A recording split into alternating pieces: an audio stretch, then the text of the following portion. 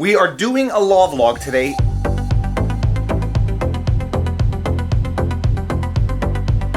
Yesterday someone tagged me in a tweet asking if it was possible to enact a class action lawsuit against copyright holders for frivolous or abusive copyright claims on YouTube, and it raised a number of interesting questions. Yes? You made a mess? We're making quail eggs. Alright, interesting thing about the quail eggs is you can't crack them like regular eggs. You need to use a knife to chop the top off, peel it off, and then pour them out. Now you tell. You take the knife and you gotta hit the top of the quail egg, then you gotta peel it off, okay, and then you just take it and then you squeeze like a pimple. Oh my gosh, like the biggest whitehead you've ever popped. That's how you do it.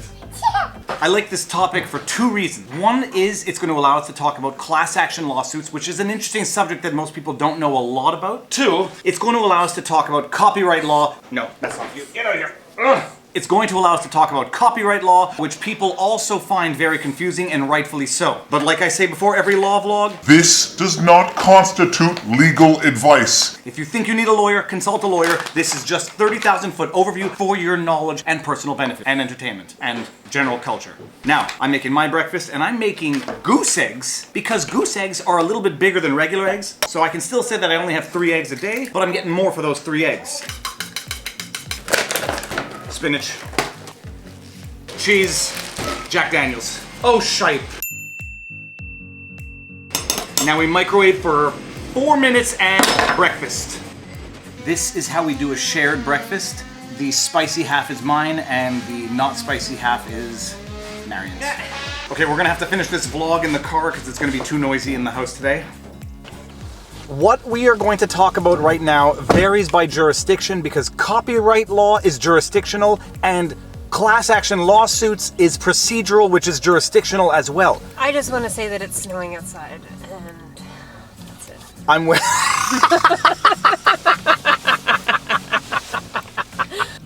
Have a good day at work. Thank you. High five.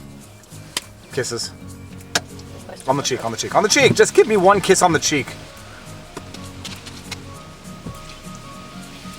Got you, I got your nose. Alright, have a good day. Class action lawsuits, what are they? They are a procedural remedy to the problem of having multiple plaintiffs for oftentimes insignificant sums of money, which made an actual lawsuit impractical. Just to take a hypothetical, oversimplified example, a store systematically overpricing certain items. If I paid $2 too much for an item because of the negligence or fault of a store, am I going to sue them for a $2 lawsuit? No. But if 1 million people were overcharged $2 on every purchase, there you have a $2 million lawsuit against the same entity, which makes financial sense in terms of a legal recourse. But the procedure of class action lawsuits was not only intended to remedy the financially insignificant standalone lawsuit. You can have a lawsuit where there are multiple plaintiffs forming the class that have significant financial interests. For example, a city providing poisoned water to all of its citizens. This is not going to be a financially insignificant lawsuit on an individual plaintiff basis, but the nature of the lawsuit is susceptible of a class action procedure given the amount of plaintiffs that could be potentially interested in the lawsuit. And this brings us into the big difference between a class action lawsuit and what is also referred to as a joinder of claims. Basically, a joinder of a suit is when you have plaintiffs with similar facts at issue against the same or similar defendants, so you avoid having multiple lawsuits where you would try the same facts. A class action lawsuit is something different in that it's intended to reach a broader spectrum of potential plaintiffs, and it's intended to reach a big class of potential plaintiffs who may not even know that they have a cause of action against the defendant or defendants. That is good. Oh my goodness, that is good. Alright, I'm not taking a shower. This is just the quietest place I can get in the house that has adequate lighting. Back to class action. Class action has certain peculiarities. You need to have a class that can be sufficiently accurately described. For example, anyone who purchased X product during Y period of time and paid Z dollars for it. Or anyone who was living in the vicinity of during a certain period and got sick with X, Y, and Z sickness. When you have a joinder of action where you join a number of plaintiffs to the same lawsuit, they are not necessarily able to be defined within a certain class. Take, for example, I don't know, a stunt gone wrong that injures a bunch of people. They may all have sustained different damages, but there's going to be certain facts in common that make sense for all of the plaintiffs to come together and be joined in one action to make the same proof. In a joinder of action, each plaintiff can retain their own counsel and conduct their own file the way they see fit. In a class action, you have one representative of the class who represents the entire class through one counsel, so you don't have one attorney for every one of the plaintiffs in a class action, you have one attorney for the entire class. And this allows us to start talking about a recent class action in that college admissions scandal. For anyone who has been living under a rock and doesn't know about the lawsuit involving Felicity Huffman and 50 other defendants who are accused of having bribed their children's ways into prestigious universities in America, that's basically the essence of the lawsuit. I'm not going to do a video on that because a guy named Legal Eagle did as good a comprehensive of an analysis as you can possibly get. I would have nothing new to add to it, so I'm just going to refer you to Legal Eagle's video, link in the comment section below. Go check it out. But you now have a class action lawsuit with a number of plaintiffs who claim that they were prejudiced by the bribery to the extent that they did not get into the university because other students who bribed their way in took their place. Why this is going down as a class action is a decision made by the attorney taking the file, who thinks that this is going to be more appropriately served by the procedure of a class action, in that they can get a whole pool of potential plaintiffs through one counsel and one representative to sue the university for the entire class. My prediction, it's going to fail. Even if it were taken as an individual lawsuit, it would fail because you have this issue of hypothetical damages, loss of opportunity, which are tremendously difficult to prove, let alone on a class basis to prove that every member of the class was prejudiced to the extent that they did not get into the university as a result of the bribery that took place by some to get their children in.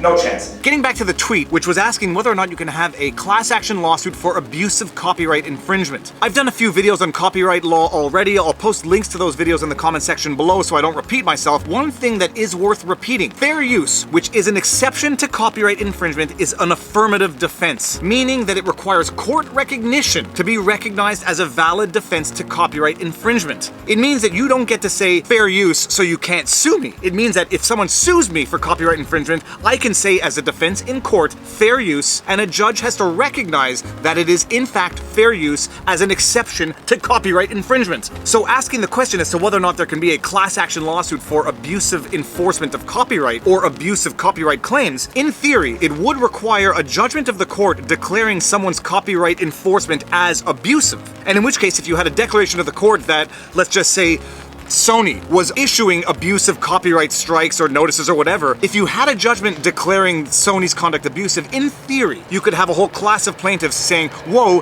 they did the same thing to me, so let's all have a class action against Sony for abusive copyright enforcement. To get a final judgment of the court that would hypothetically declare a copyright plaintiff as having engaged in abusive conduct would cost a tremendous amount of money, it would take a tremendous amount of time, and it would require a set of facts that could allow a court to conclude of the abusive conduct. Can that be transposed into other circumstances? Probably not. In order for the class to succeed in a class action against one entity for abusive copyright claims, you would have to make the leap that the abusive conduct in one case would be similar in all of the cases for all of the members of the class. You would have to make the leap that the abusive conduct in one case would be similar in all of the cases for all of the members of the class. In editing this, I realize now I probably should have given a concrete example here. Let's just say that Sony sues me for copyright infringement. Not only do I raise the defense of fair use, but I counterclaim for abuse of copyright law. And I win. Sony's conduct is deemed to be abusive in the manner in which they went after me for copyright infringement. Can 10,000 other people now rely on this lawsuit to go after Sony in a class action? It would be very difficult because we don't know what song they are alleged to have used by Sony, how much they used, what context they used it in. So it would be very difficult even to use a favorable decision which sanctioned abusive conduct of a copyright holder for a future class action lawsuit. Okay, back to the video. Most importantly of everything, like, share, subscribe, hit the notification bell, share my channel if you like it. If you don't like it, Share it anyhow. why not? Peace out. Update, by the way, my membership perks have been authorized by YouTube, which means that membership is active on my video, which means that you can become a member of my channel. It's $5 a month for 12 months. That's $60 a year. Divided by 365, that's like 16.5 cents a day to support my channel if you like this content. Or if you hate the content, but you like the dog, support the channel. Do it, sign up membership. The perk for now, one exclusive live stream a month, and if I can do it, internet permitting, I'm gonna do it while fishing. Wait, Barney, kiss. Mwah!